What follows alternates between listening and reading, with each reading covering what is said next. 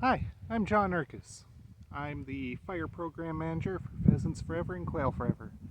And today I'd like to talk to you about some good fire planning.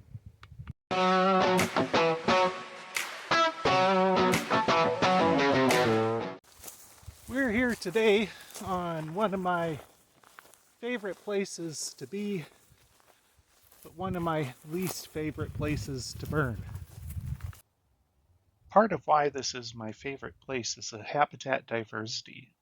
There's native and planted prairie, oak savanna, aspen woodlands, and wetlands, making an excellent place to see all sorts of different kinds of wildlife.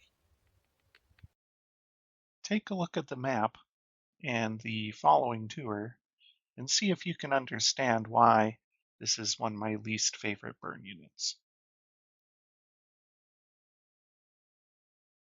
One defining feature of this burn unit is the fact that there is a state highway on the northwest side that is completely smoke intolerant and therefore severely restricts wind directions. A home is near the unit, completely surrounded by tall grass prairie fuels. The wide variety of fuels requires burning at the hotter end of the prescription. Burnable fuels surround the unit with barriers to fire a long ways away. Wetland fuels, both inside and outside the unit, mean potentially high fire activity and higher spotting potential on the backfire side. Ditches also restrict access outside the unit.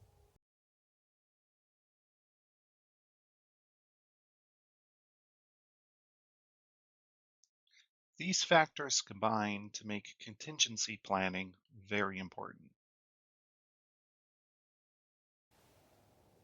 In some places, especially those with a lot of agricultural lands in the matrix, contingency can be kind of easy. With a lot of unburnable fuels, there just isn't a whole lot of places for fire to escape and do damage. But in other places, contingency can get a lot more complex.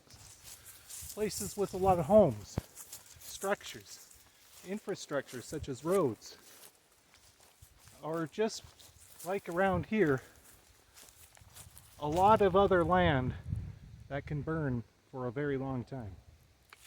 I think one common misconception is equating contingency with wildfire declaration. They're two very different things. Contingency is about what you're doing whenever your fire goes outside of the planned. Contingency planning isn't about calling 911. Contingency planning is about making a plan so you don't need to call 911. A fire should be resourced to the point where it can be shut down should the fire go out of prescription, if smoke begins to affect sensitive areas, or if objectives, including safety, are not being met. A contingency plan is mostly concerned with the big question: what happens if there is an escaped fire? You should have some plans other than calling 911. The first question is whether or not there are enough resources on site to have a reasonable chance of containing an escape. A contingency plan also considers fuels outside the burn unit and what sort of resources would be needed to deal with those fuels. It also considers how far the fire can burn until the next fire barrier. And are there any barriers to equipment access outside the unit? Like this ditch here. The contingency plan also outlines what structures or other values would need to be protected should there be an escape. Knowing if the structure is already highly defensible, like this deer stand, is very valuable information.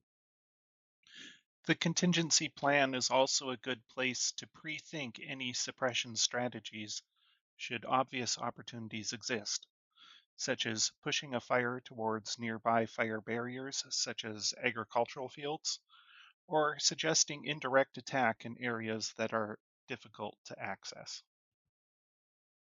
It's important to be realistic about your planning. Carefully consider your crew, your equipment, and the capabilities they bring to the burn. For instance, I know that with these wetland fuels behind me, they run for a very long ways. They're highly flammable and not very accessible and would require special equipment to suppress a fire out here. I know with the equipment I have that if fire got out behind me, if it wasn't suppressed immediately, I would need to declare a wildfire very quickly. Sometimes contingency options are limited. In that case, look at other parts of the plan that need revising to make the burn more resilient. As you're finishing up a contingency plan, you may want to rethink some other parts of your plan. Does your prescription need a change to reduce the risk? Do you need to add a piece of equipment for extra suppression capability? Do you need to change your brakes, widen them out to make them better for holding in critical holding areas? After you're done, think about the rest of your plan and see if anything else needs to change. It's also important to know when to declare a wildfire. On-site resources will have only so much water, and people will have only so much energy. Declare a wildfire as soon as you know that suppression isn't likely to succeed, so that resources can arrive as soon as possible. Contingency planning is essential to writing a good burn plan. It considers what could go wrong, as well as what could make the plan more resilient to those adverse events. I know from personal experience that pre-thinking the best reactions to these events from the comfort of a desk makes for much easier decision making in the field. Thanks for watching. I hope this helps you think more about your contingency planning, allowing you to conduct safer and more effective prescribed burns.